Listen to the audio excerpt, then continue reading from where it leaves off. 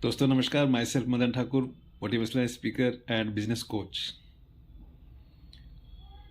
दोस्तों, आज हम बात करेंगे संयम को लेकर के। जीवन में संयम का होना बहुत ज़रूरी है। संयम इट मीन्स धैर्य, पेशेंस और कुछ समय का इंतज़ार, वेट फॉर सम टाइम।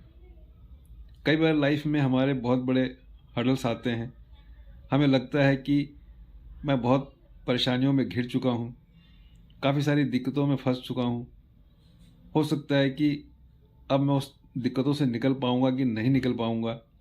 इस तरह के विचार हमारे मन में आने लगते हैं और अक्सर ये देखा गया है, इन्हीं सब कारणों की वजह से कहीं ना कहीं हमारा जो है माइंडसेट चेंज होता है और हमें लगता है कि हम जिस प्रोफेशन में हैं, जिस काम को हम कर रहे हैं, अब शायद मैं उसको नहीं कर पाऊँगा और उसे क्विट करने की सोचते हैं। तो दोस्तों, यदि आप लोगों के साथ भी ऐसा हो रहा है, आपका माइंडसेट अगर चेंज हो रहा है, कहीं आपको लगता है कि आप दिक्कतों में हैं, परेशानियों में हैं और उससे आप नहीं निकल पा रहे हैं, तो प्लीज़ कुछ वक्त इंतज़ार करें।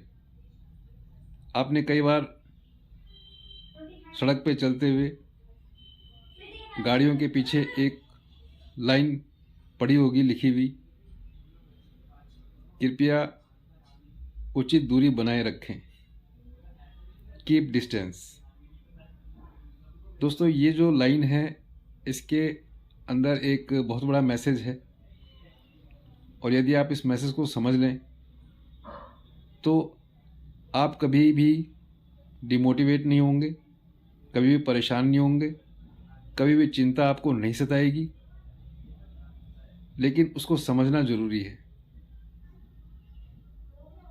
एक बार क्या हुआ, एक गुरुजी थे और अपने शिष्यों के साथ यात्रा पे निकले भ्रमण हेतु और पद यात्रा करते करते चलते चलते शाम का समय हो गया।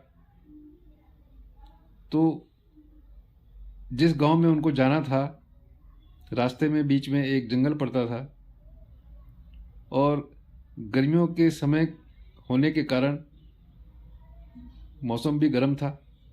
तो कुछ देर आराम करने के लिए सभी शिष्यों के साथ गुरुजी जो है उस जंगल से जब गुजरे तो किसी वृक्ष के नीचे बैठ गए, आराम करने लगे। मौसम गर्म होने के कारण काफ़ी दूर तक पदयात्रा करने के कारण उन्हें प्यास भी लगी। तो उन्होंने अपने एक शिष्य को आदेश दिया कि जाओ कहीं से पीने का जल भर लाओ। इस पर गुरु का आदेश सुनकर एक शिष्य उठा और एक बर्तन लेकर के पानी की तलाश में जंगल में निकल पड़ा। कुछ दूर जाने के बाद उसने एक तालाब देखा और उस तालाब में बहुत सारे मवेशी जो है पानी पीने आए थे। कुछ जानवर उसमें स्नान भी कर रहे थे। कई सारे बच्चे उसमें जो है कूद रहे थे, जल क्रीड़ा कर रहे थे, स्नान कर रहे थे और जिस कारण उस तालाब का पानी जो है थोड़ा सा मटमैला हो चुका था। इस पर जो वो शिष्य था उसने देखा पानी तो बहुत मटमैला है, गंदा है, और वो वापस आ गया, पानी लेकर नहीं आया। जब वो गुरुजी के पास पहुंचा तो गुरुजी ने उससे पूछा कि शिष्य, तुम क्या पानी ले आए, पीने का पानी, पीने का जल भर के ले आए?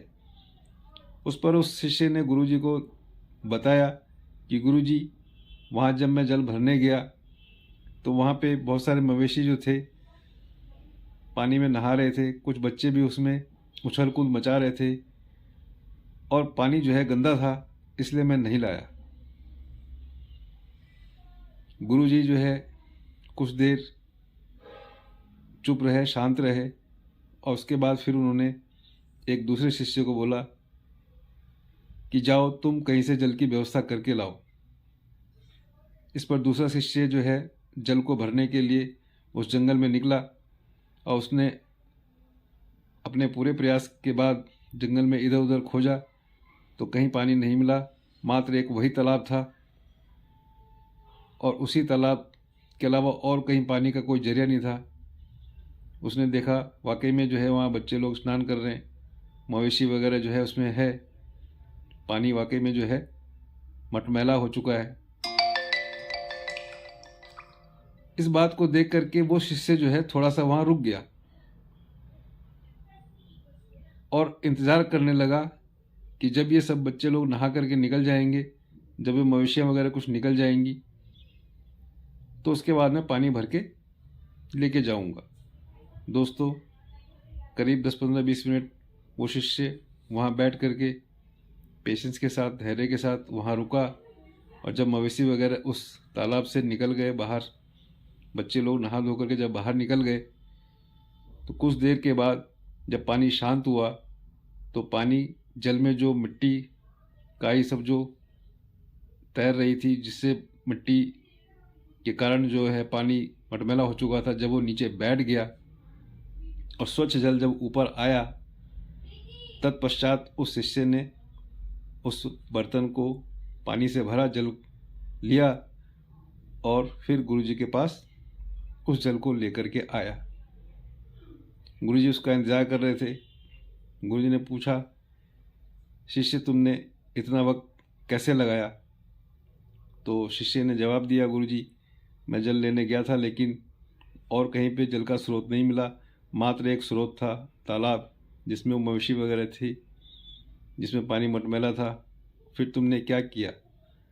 तो गुरुजी मैंने थोड़ा सा इंतज़ार किया, कुछ वक्त, कुछ देर तक वहाँ मैं बैठा और उन मवेशियों के निकलने का इंतज़ार किया, उन बच्चों के निकल जाने का इंतज़ार किया और जब वो निकल गए तो पानी शांत हो गया और शांत जल में मिट्टी सब नीचे बैठ गई।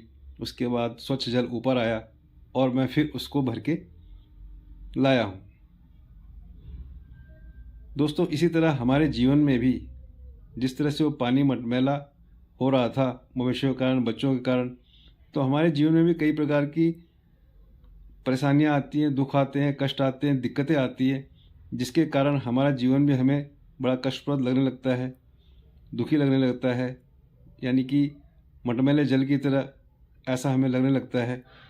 और हम भी अधिकांश लोग जो है उस पहले शिष्य की तरह उस जल का भर के नहीं लाते, इंतज़ार नहीं करते हैं, थोड़ा वक्त गुजरने नहीं देते हैं और क्विट कर जाते हैं।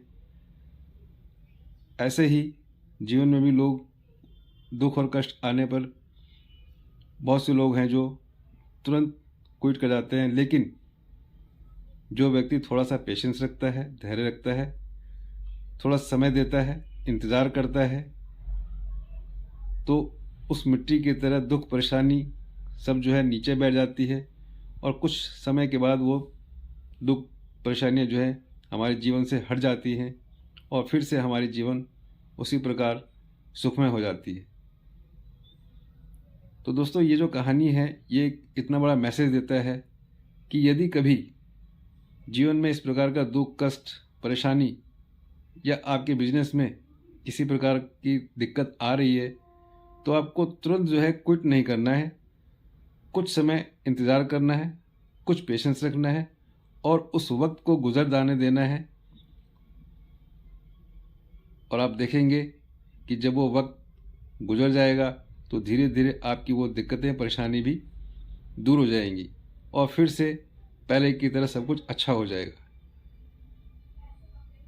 तो दोस्तों, आगे जीवन में आपको ये नियम सीखना है कि कुछ इंतज़ार अगर करना पड़े, कुछ वक्त अगर आपको इंतज़ार करना पड़े तो इंतज़ार कीजिए, सिस्टम को, बिजनेस को एकदम क्विट मत कीजिए। थैंक यू दोस्तों, नमस्कार, wish you all the best and go diamond.